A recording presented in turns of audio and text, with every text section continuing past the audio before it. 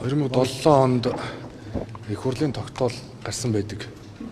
Тухайн үед 15 стратегийн орд тодорхойлогдоод нэгдүгээр заалтаар орж ирээд дараа жил нь нэг орд нэмэгдсэн. Хавсралт 2-оор 39 стратегийн ордыг жагсаагаад энийг одоо их хурл стратегийн орд эсэх асуудлаар нь шийдвэрээ гаргуулахаар оруулж ирээ гэдэг шийдвэрийг гаргасан байгаад 18 жил өнгөрсөн байна шүү дээ. 18 жилийн хугацаанд энэ 39 стратегийн ордууд ихэнх нь офшороор дамжаад гадаадын иргэдэд зарагцсан. Тийм багц. Бүгдээрээ дотоодын нийт бүтээгдэхүүний 5-аас дээш хувийн бүтээгдэхүүн үйлдвэрлэдэг стратегийн ордод одоо тооцогдох бололцоотой ийм ордууд. За зарим нь бүр улсын төсвөөр одоо хаагуулын нэгдэд нөөцөн тогтоогдсон багхгүй.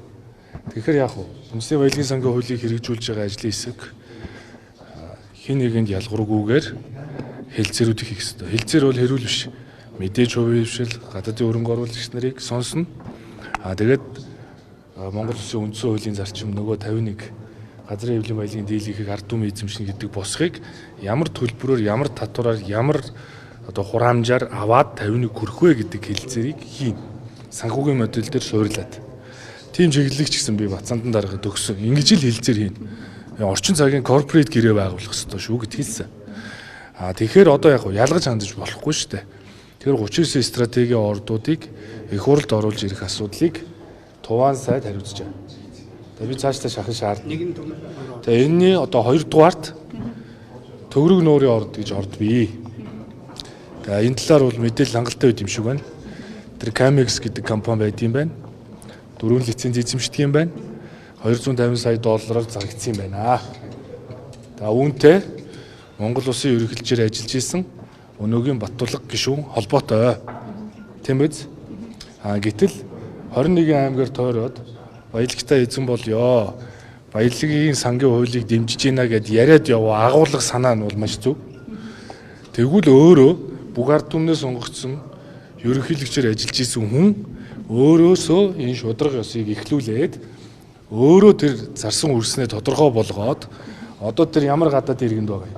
Тэр гадаад иргэдтэйгээ хэлцэр хийх хэрэгтэй шүү дээ. Тэгээ баялагын сангийн хууль хэрэгжих хэрэгтэй. Ямар ч ялгамж байж болохгүй.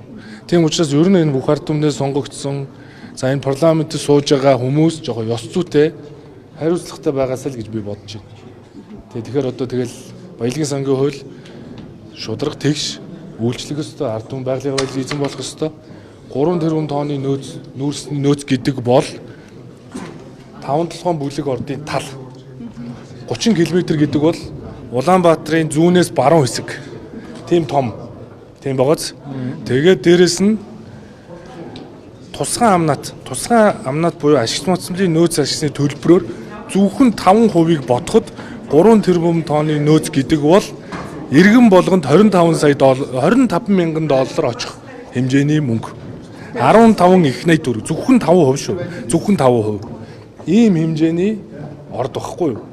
Тэгэхээр зарим нь нэг шударга хүн шиг, зарим нь нэг шударга бос хүн шиг нэг ийм асуудал гэж. Ер нь ашиг сонирхлын зөрчилдөөгөө хүмүүс бол энэ баялагын сангийн хуулийн дээр олон юм яриад хэрэггүй. Надад бол ямар ч ашиг сонирхлын зөрчил байхгүй. Энэ уул уурхай, энэ байгалийн баялаг, энэ салбарт миний гэр бүл удам угсаанд ямар ч ийм ашиг сонирхол байхгүй. Би Туван сайдыг ч гэсэн өөрөө хүний их хэмж хүн бас ашиг сонирхолгүй гэж үзэж байгаа. Тийм учраас ашиг сонирхолгүй, хувийн янз бүрийн сонирхол бодол байхгүй, янз бүрийн түүхгүй ийм хүмүүс ард түмэндээ байгалийн баялагыг авчрах ажлыг одоо шударга хийх ёстой л гэж би. Ер нь стратегийн ач холбогдол бүхий ордуудыг ингэж задлж жижиглж лицензүүдийг хэд хэдэн компаниуд хувааж авдаг, зам гадны бирж дээр зарагддаг, ингээ офшор бүс рүү гардаг энэ асуудлыг шийдвэрлэх, цэгцлэх энэ хууль эрх зүйн хувьд ер нь ямар боломж байна?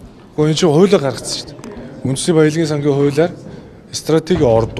стратегийн ордын тодорхойлолттой нэмэх нь нөгөө цацраг идэвхт байдс бүтээгдэхүүн. Энэ бол ард түмэн одоо эзэмших ёстой. Тэр дотроо баялагын сангийн хуулийн дагуу улсын төсвөөр нөөцөн тогтоогдсон бол 50 хүртэлх хувийг хэрвээ хувийн хвшил өөрөө хийсэн бол 34 хүртэлх хувийг эзэмшнэ гэсэн. Бид маш том дэвшил гаргасан. Тэрний юу вэ гэхээр хувь эзэмшээд байхаар эн чинь менежментийн зардлаа нэмэгдүүлээд яваад идэм байна. Тэгээд явсаар байгаа сүүлдээ ноогдол ашига хүлээсээр байтал өнөөдөр нөгөө оюутлогоотой адилхан юм болох гээд байд юм байна. Тийм учраас 34% шууд борлуулалтаас нь амнаас нь ашигт мултимлын нөөц ашигтны төлбөрийг шууд төлбөр авчвал тухайн компани ашигтай ашиггүй ажиллагаас үл хамааран авах нь зөв юм байна гэж бодож байгаа. Тийм учраас ашигт мултимлын хуулийн дээр үндэсний баялагын сангийн хуулийн дээр ямар концепц байна вэ гэхээр төрийн эзэмшлийн 34%-ийг амнаатаар орлуулах, бүтээгдэхүүн хуваахаар орлуулах асуудлыг их хурд шийдвэрлэнэ гэж байна шүү дээ. Тэгэхээр бид нар заавал тэр хувийн хвшлийн хөрөнгө оруулагч нарыг энэ компани үйл ажиллагаанд оролцох буруу. Бид нар хувийн хвшлээ дэмжих ёстой, хөрөнгө оруулагчдаа дэмжих ёстой. Тийм учраас хувийн хвшилч хөрөнгө оруулагч нар чинь юу гэж хэлж байгаа нэхэр 34% бидний үйл ажиллагаанд оролцоод байхаас илүүтэйгээр та нар тусгай амнаатаар ч юм уу орлуулж чаажээ. Сая баялагын сангийн хуулиар тусгай амнаатын босгыг аваад тусгай амнаатаар орлуулсан хэсгийг нь иргэний хадгаламжинд энэ нөө хоримтлын дансанд хийдэг болцсон шүү дээ. Тэр шиг зүгээр тусгай амнаатаа авныг татвар авал гэсэн үг шүү дээ. Байгалыг ашиглаж байгаа бол татвар ав, татврыг нь мөнгө нь ард түмний дансанд энэ шударга төсөв тураагаач болий. Энэ л зөв зарчим шүү дээ. Одоо энэ жишээлбэл Монголын данс нэмэгдэх хэрэгтэй. Одоо энэ жишээлбэл төгрөг нуурын ордын жишээнээр ярихад одоо нийт одоо гадны биржид дээр арилжаалагдсан гадаад иргэн худалдаа авсан байгаа тохиолдолд энийг буцааж авах үйл хэрэгцээ. Гого буцааж авах юу байх вэ? Энэ хэлцэр хийн шүү дээ. Хэлцэр гэдэг нь тулгын шаардлагатай биш шүү. Бас дээр нь биш. Одоо жоохон ухаантай хандах ёстой юмд аливаа зүйлд те. Тийм учраас хилцээр гэдэг бол Монгол улсын хууль тогтоомжийг мөрдүүлэхийн тулд магадгүй амнаад дээрээ тодорхой хувиа нэмэгдүүлээ. Бүтээгдэхүүн дээрээ тодорхой хувиа өгье ч гэдэг юм уу те.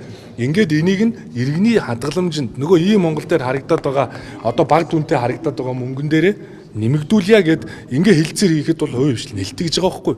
Жишээ нь сая стратеги нөгөө 16 ордоос чинь одоо компаниуд өөрсдөө хүсэлт илэрхийлсэн шүү дээ. Хилцээр хий л да асуудалгүй.